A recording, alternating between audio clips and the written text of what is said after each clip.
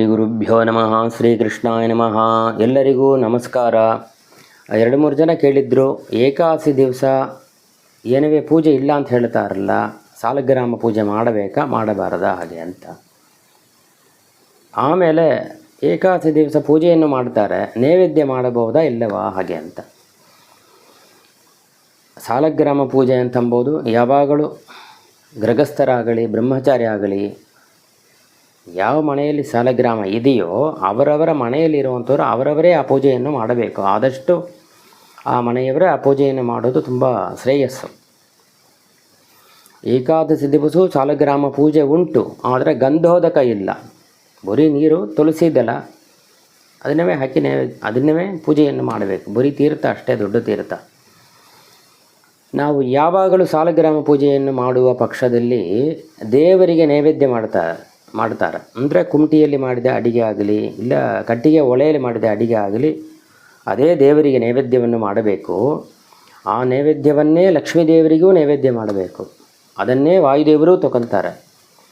ದೇವರಿಗೆ ನಾರಾಯಣ ದೇವರಿಗೆ ನೈವೇದ್ಯ ಮಾಡದೇ ಇರುವ ಯಾವ ಪದಾರ್ಥವೂ ಲಕ್ಷ್ಮೀ ದೇವರು ಮೊದಲಾದ ಯಾವ ದೇವತೆಗಳೂ ತಗೊಬೋದಿಲ್ಲ ಅಂತ ಕೇಳಿದ್ದಾವೆ. ಅಂದರೆ ನಾವು ದೇವರಿಗೆ ಏನು ನೈವೇದ್ಯ ಮಾಡ್ತಾವೆಯೋ, ನಾರಾಯಣ ದೇವರಿಗೆ ಏನನ್ನು ನೈವೇದ್ಯ ಮಾಡ್ತಾವೆಯೋ ಅದನ್ನೇ ನಾವು ತಗೊಬೇಕು. ನಾವು ಏನು ತಗೊತಾವೆಯೋ ಅದನ್ನೇ ದೇವರಿಗೆ ನೈವೇದ್ಯ ಮಾಡಬೇಕು. ಅಂದರೆ ನಾವು ತಿಂಬೋದೆಲ್ಲ ನೈವೇದ್ಯ ಮಾಡಬಹುದಾ ಹಾಗೆ ಅಂತ ಹೇಳಬಾರದು. ಯಾಕಂದರೆ ಶಾಸ್ತ್ರದಲ್ಲಿ ವಿಧಿ ನಿಷೇಧ ಅಂತ ಯಾವುದು ಹೇಳಿದ್ದಾರೆಯೋ ಯಾವುದು ತಗೊಬೇಕು ಯಾವುದು ತಗೊಬಾರದು, ಯಾವ ದಿನ ಯಾವುದು ತಗೊಬೇಕು ಯಾವುದು ತಗೊಬಾರದು ಹಾಗೆ ಅಂತೆಲ್ಲ ಇದೆ. ಅದನ್ನು ತಿಳ್ಕೊಂಡು ಆ ಪ್ರಕಾರ ಅದನ್ನು ಮಾಡಬೇಕು. ಅನ್ಯದೇವಾಶ್ಚ ನೈವೇದ್ಯಂ ಭುಂಕ್ತ್ವಾ ಚಾಂದ್ರಾಯಣಂ ಚರಯತಿ ಅಂತ ಹೇಳ್ತಾರೆ. ಅಂದರೆ ನಮ್ಮ ಸಂಪ್ರದಾಯದ ಯಾವ ದೇವಸ್ಥಾನವಾಗಲಿ ನಮ್ಮ ಸಂಪ್ರದಾಯದವರು ಪೂಜೆ ಮಾಡಿರು ಅಂತಂದರೆ ಆ ಗುಡಿಯಲ್ಲಿರೋ ಪ್ರಸಾದವನ್ನು ತಗೊಬೋದು. ಬೇರೆ ಯಾವ ಪ್ರಸಾದ ತಗೊಬಾರದು ಅಂತ. ಅನ್ಯದೇವಶ್ಚ ನೈವೇದ್ಯಂ, ಬೇರೆ ನಾರಾಯಣ ದೇವರನ್ನು ಬಿಟ್ಟು ಬೇರೆ ಯಾವ ದೇವರಿಗೆ ನೈವೇದ್ಯ ಮಾಡಿದ್ದರೂ ಅದನ್ನು ನಾವು ತಗೊಂಡ್ರೆ ಚಾಂದ್ರಾಯಣ ವ್ರತ ಮಾಡಬೇಕು ಅಂತ. ಚಾಂದ್ರಾಯಣ ವ್ರತ ಅಂದರೆ 1 ತಿಂಗಳ ಕಾಲ. ಅದು ಆರೋಹಣಂ ಅವರೋಹಣಂ ಅಂತ ಒಂದು ಕ್ರಮ ಇದೆ, ಅದು ಚಾಂದ್ರಾಯಣ ವ್ರತ ಅಂತ. ಅದನ್ನು ಮಾಡಬೇಕು ಅಂತ ಹೇಳ್ತಾರೆ. ಅಂದರೆ ಅರ್ಥ ಮಾಡಿಕಿಲ್ರಿ. ಹೀಗೆ ಇದು ಒಂದು ವಿಷಯ. ಏಕಾದಶಿ ದಿವಸ ನೈವೇದ್ಯ ಮಾಡಬಹುದಾ ಹಾಗೆ ಅಂತಂದರೆ ಅಡಿಗೆ ಪದಾರ್ಥಗಳು ಯಾವುದು ನೈವೇದ್ಯ ಇಲ್ಲ. ನಾವೇ ನಿರ್ಜಲ ಉಪವಾಸ ಇರುವ ಕಾರಣ ಹಣ್ಣು ಇತ್ಯಾದಿಗಳು, ಕಲ್ಲು ಸಕ್ಕರೆ ಇತ್ಯಾದಿಗಳು, ದೇವರಿಗೆ ಡ್ರೈ ಫ್ರೂಟ್ಸು ಇತ್ಯಾದಿ ದೇವರಿಗೆ ಮಾತ್ರ, ನಾರಾಯಣ ದೇವರಿಗೆ ಮಾತ್ರ ಸಾಲಗ್ರಾಮ ಪೂಜೆ ಮುಗಿಸಿ ಗಂಧೋದಕ ಇಲ್ಲ ಹಾಗೆ ಪೂಜೆಯನ್ನು ಮಾಡಿ ಆ ಡ್ರೈ ಫ್ರೂಟ್ಸ್ ಇತ್ಯಾದಿ ಮಾತ್ರ ದೇವರಿಗೆ ಮಾತ್ರ, ನಾರಾಯಣ ದೇವರಿಗೆ ಮಾತ್ರ ನೈವೇದ್ಯವನ್ನು ಮಾಡಬೇಕು ಅಷ್ಟೇ.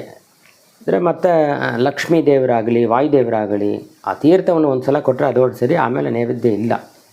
ಏಕಾದಶಿ ದಿವಸ ದೇವರಿಗೆ ಮಾತ್ರ ಮಾಡಿದ ನೈವೇದ್ಯವನ್ನು ಮರುದಿವಸ ದ್ವಾದಶಿ ದಿವಸ ಹಾಗೆ ಇಟ್ಟಿರಬೇಕು. ದ್ವಾದಶಿವರೆಗೂ ಹಾಗೆ ಇಟ್ಟು ದ್ವಾದಶಿ ದಿವಸ ನಾವು ದೇವರಿಗೆ ನೈವೇದ್ಯ ಬೇರೆ ಮಾಡ್ತಾವಲ್ವ, ಅದನ್ನು ದೇವರಿಗೆ ನೈವೇದ್ಯವನ್ನು ಮಾಡಿ ಈ ಮೊದಲ ದಿವಸ ಏಕಾದಶಿ ದಿವಸ ನೈವೇದ್ಯ ಏನು ಮಾಡಿದ್ದಾವೆಯೋ ಅದನ್ನು ಅಲ್ಲಿ ಇಟ್ಟು ಲಕ್ಷ್ಮೀ ದೇವರಿಗೆ ನೈವೇದ್ಯವನ್ನು ಮಾಡಬೇಕು. ಈ ಆವತ್ತು ಮಾಡಿದ ನೈವೇದ್ಯವಾಗಲಿ ಏಕಾದಶಿ ದಿವಸ ಮಾಡಿದ ನೈವೇದ್ಯವಾಗಲಿ ದೇವರಿಗೆ ಲಕ್ಷ್ಮೀ ದೇವರ ನೈವೇದ್ಯ ಬರುವ ಸಂದರ್ಭದಲ್ಲಿ ಈ 2 ನೈವೇದ್ಯವನ್ನು ಇಟ್ಟು ಲಕ್ಷ್ಮೀ ದೇವರು ವಾಯುದೇವರಿಗೆ ಕೊಟ್ಟು ಆಮೇಲೆ ನಾವು ಸ್ವೀಕಾರ ಮಾಡಬೇಕು ಅಂತ ತಾತ್ಪರ್ಯ. ಇನ್ನೇನಾರು ಸಂದೇಹ ಇತ್ತು ಅಂತಂದರೆ ನೀವು ಈ ನಂಬರಿಗೆ ಕಾಂಟ್ಯಾಕ್ಟ್ ಮಾಡಿ. ನೀವೀಗ ಯಾವುದಾದ್ರೂ ಮಧ್ಯಾಹ್ನಕ್ಕೆ ಮೇಲೆ ಈ ನಂಬರಿಗೆ ಕಾಂಟ್ಯಾಕ್ಟ್ ಮಾಡಿ ಆದಷ್ಟು ತಿಳಿಸೋಕೆ ನಾವು ಪ್ರಯತ್ನ ಮಾಡ್ತಾವೆ. ಮತ್ತು ಆದಷ್ಟು ಕಮೆಂಟ್ನ ತಿಳ್ಕೊಂಡು ಆ ಕಮೆಂಟಿಗೆ ಅದು ಒಂದು ಕಮೆಂಟ್ ಹಾಕಿರಿ ಅಂತಂದ್ರೆ ತಾನೆ ನೀವು ಈ ವಿಡಿಯೋ ನೋಡ್ತೀರಿ ಅಂದರೆ ಇದು 1-2 ಸಲ ನೋಡಿರಿ. ನಿಮಗೇನು ಅರ್ಥ ಆಗತ್ತೆಯೋ ಅದು ನಿಮಗೆ ಇದು ಯೂಸ್ ಆಗುತ್ತೆ ಇಲ್ಲ ಹಾಗೆ ಅಂತ ಅಂಬೋದನ್ನು ಕಮೆಂಟ್ ಮಾಡಿ. ಶ್ರೀಕೃಷ್ಣ.